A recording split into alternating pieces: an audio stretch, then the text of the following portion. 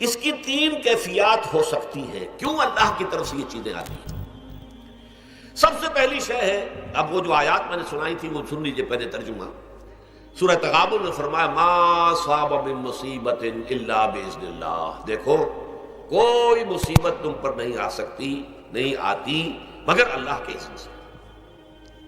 ومن یؤمن باللہ، اور جو شخص اللہ پر ایمان رکھتا ہو یہد قلبہ، اللہ اس کے دل کو ہدایت دے دیتا ہے، اس کے دل کو سکون عطا کر دیتا ہے، وہ راضی برضائے رب ہو جاتا ہے، اس میں شکوہ نہیں رہتا، اس میں شکایت نہیں ہوتی، اس میں تلخی نہیں ہوتی، کیوں ہو گیا، کیسے ہو گیا، کیوں ہو گیا، نہیں ہونا چاہیے، نہیں دیتے۔ یہ سارا جو پیچ آدمی کھاتا رہتا ہے نا اندر ہی اندر، وہ جو پیچ کھا رہا ہے، یہ سب پیچ سے نجات نہیں گئی۔ برو کشید سے پیچا کہ ہست و بود مرا، چے اقدہا کے مقام رضا کشود مرا۔ یہ پیچ کھانا جو ہے، پیچا کے ہست و بود، اس سے اللہ تعالیٰ نے مجھے نجات دے دی ہے مقام رضا کے ذریعے سے۔ کتنے بڑے بڑے عقدے میرے حل ہو گئے اس مقام رضا سے، چے اقدہا کہ مقام رضا کشود میرا، میرے تو بہت سے عقدے اس سے حل ہو گئے۔ اس حوالے سے ایک موٹی بات تو یہ ہو گئی، لیکن اب اس کو تین حصوں میں تقسیم کیجیے۔ پہلی بات یہ کہ یہ اللہ کی طرف سے آزمائش کے طور پر آتی ہے۔ آزمائش، میرا بندہ اس پر صبر کرتا ہے یا نہیں، یا میرے خلاف بکواس کرنے پر آمادہ ہو جاتا ہے۔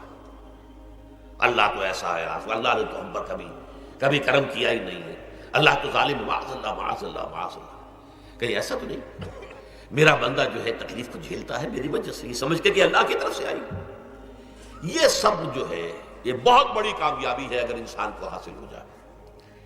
اور اس صبر کے نتیجے میں دو اور باتیں پیدا ہوتی ہیں۔ یہ مضامین علیحدہ علیحدہ دروس کے اندر آتے رہے ہیں، لیکن آج ایک نئے عنوان کے تحت جمع ہو کر آ رہے ہیں۔ پہلی بات یہ ہوتی ہے کہ یہ امتحان کا نتیجہ کیا نکلتا ہے کہ آپ نے ایک امتحان پاس کیا تو آپ کے اگلے درجے میں ترقی ہو جاتی ہے۔ 5ویں کا امتحان پاس کر لیا نا تو 6ٹھی میں جائیں گے، اب 6ٹھی کا امتحان پاس کریں گے تو 7ویں میں جائیں گے، 7ویں کا پاس کریں گے تو 8ویں میں۔ درجہ بدرجہ انسان کی دینی، ایمانی اور روحانی ترقی کا ذریعہ یہ آزمائش ہوتی ہے۔ جتنا اس میں صبر ہوگا، جتنا اس میں تسلیم و رضا جو ہے آپ حاصل کرتے جائیں گے تو آپ کے درجے بلند ہوتے چلے جائیں گے۔ آپ کا امتحان کڑے سے کڑا آئے گا، بڑے سے بڑا آئے گا، مشکل سے مشکل تر آئے گا۔ ایک وقت میں MA کا امتحان بھی آپ کو دینا ہوگا، ایک وقت میں ہو سکتا ہے PhD کے لیے تھیسس آپ لکھیں، پھر اس کے اوپر جو ہے ٹیم بیٹھی ہوئی اور آپ سے وہ بحث کرے، جرا کرے آپ سے، وہ بھی کرنا ہوگا۔ لیکن یہ کہ اگر پرائمری ہی میں فیل ہو گئے تو اس کا سوال ہی پیدا نہیں ہوتا کہ کبھی آپ MA کا یا PhD کا تھیسس بھی لکھیں۔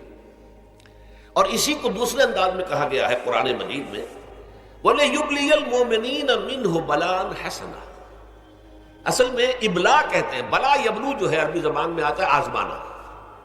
خلق الموت والحیات لیبلوکم ایکم احسن عملا، یہی معنی ابتلا کے میں، ابتلا یبتلی آزمانا۔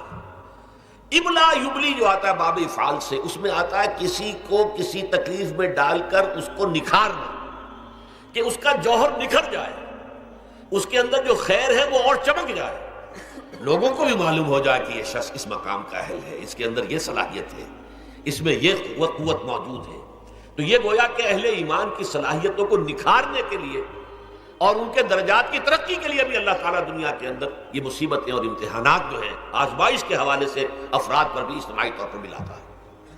اور ایک اس کا اور بھی ہے، اہل ایمان پر اس طرح کی ابتلاء و آزمائش کی ایک نوعیت اور بھی ہے، اور وہ یہ ہے کہ جو بھی آپ سے غیر ارادی طور پر، یا یہ کہ آپ نے کوئی گناہ ارادی طور پر بھی کر لیا، اللہ تعالیٰ اس کی سزا اسی دنیا میں دے کر آخرت کی سزا سے محفوظ کر دیتا۔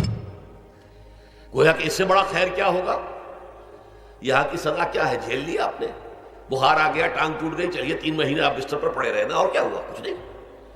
لیکن یہ کہ آخرت کی سزا ملتی ہے، بہت عظیم ہوتی ہے۔ لہذا کفارہ بناتا ہے اللہ تعالیٰ گناہ، ان جو بھی گناہ ہو گئے ہیں، غلطیاں ہو گئی ہیں، ان کا کفارہ اللہ تعالیٰ بندہ مومن کے لیے، حضور کی ایک حدیث ہے، اس کا متن مجھے اس وقت یاد نہیں ہے، کہ مومن کا معاملہ عجیب ہے، اسے کوئی تکلیف پہنچتی ہے صبر کرتا ہے، اس کے گناہوں کا کفارہ بن جاتا ہے، اور اگر کوئی خوبی ملتی ہے تو اللہ تعالیٰ کا شکر ادا کرتا ہے، اس کے درجات بلند ہو جاتے ہیں۔ تو یہ معاملہ جو ہے اللہ تعالیٰ کی طرف سے بندہ مومن کے حق میں خیر، کہ در حقیقت اس کے ان گناہوں کی پاداش کہ جو اس نے یہاں کر لیے ہیں یہی دنیا میں دے کر دھو دیا جائے، پاک کر دیا جائے۔